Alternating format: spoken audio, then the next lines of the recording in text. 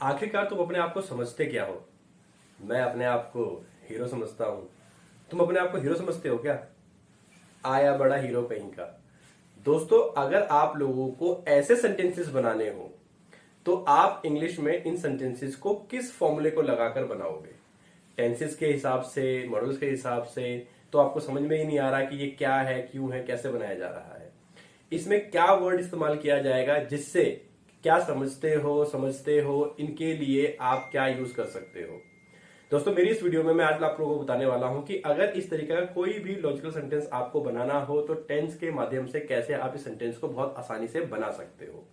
तो आइए मैं आपको बताता हूं कि आपको क्या स्ट्रक्चर फॉलो करना है और कैसे आपको ये सेंटेंस बनाना है। दोस्तों, ऐसे बहुत सारे सेंटेंस हमारे सामने आ जाते हैं जब हमें समझ में नहीं आता कि हम ग्रामर का कौन सा स्ट्रक्चर इसमें इस्तेमाल करें इस सेंटेंस को बनाने के लिए। दोस्तों, ये एक टेंस का ही पार्ट है। ये सेंटेंसेस जो मैंने आपके सामने बोले हैं इनमें टेंस का ही यूज होगा।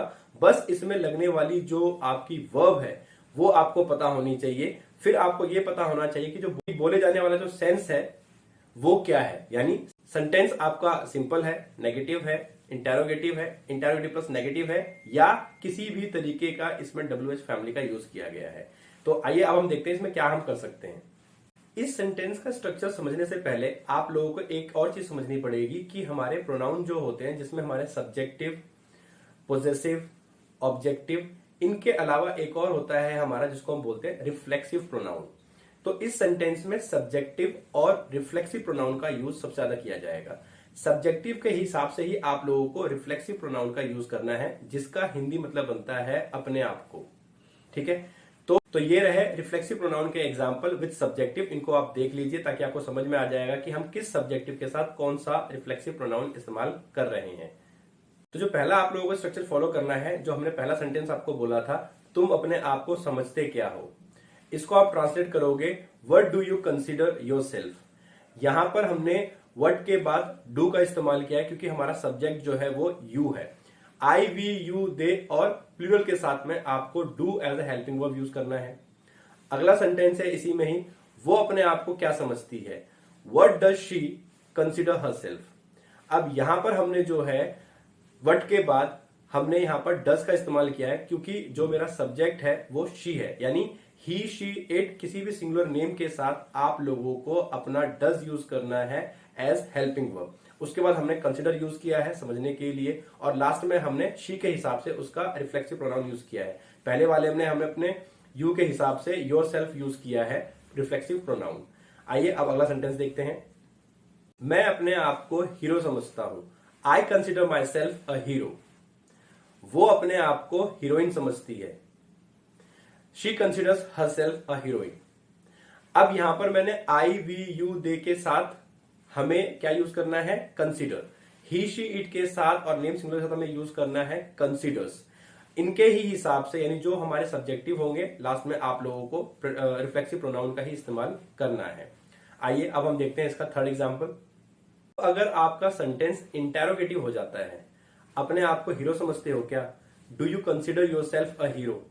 अब हमने do as a helping verb use किया है स्टार्टिंग में क्योंकि हमारा सब्जेक्ट जो है वो यू है। तो आई, वी, यू, दे के साथ हमें अपना जो डू यूज करना है as a helping verb use करना है। वो अपने आप को हीरोइन समझती है क्या, does she consider herself a heroine. अब हमने यहां पर does as a helping verb use किया है क्योंकि he, she, it name singular के साथ हमें डज का यूज करना होता है इंटेरोगेटिव में प्रेजेंट इंडेफिनिट टेंस। ये सारे सेंटेंसेस जो है हमारे वो प्रेजेंट इंडेफिनिट टेंस में ही है। सबसे पहले वाला हमने जो किया था वो हमारा WH फैमिली के साथ था। उसके बाद जो हमने किया है वो हमारा सिंपल था, जिसको हम अफर्मेटिव भी कहते हैं। अब ये जो हमने किया है ये हमारा इंटेरोगेटिव सेंटेंस है। एक सेंटेंस आपके लिए, अपने आप को यूट्यूबर समझते हो क्या। अब हम चलते हैं फोर्थ, जो हमारा इसी का ही यूज है, उसके कुछ एग्जांपल्स देखते हैं कैसे इनको बनाना है आपको।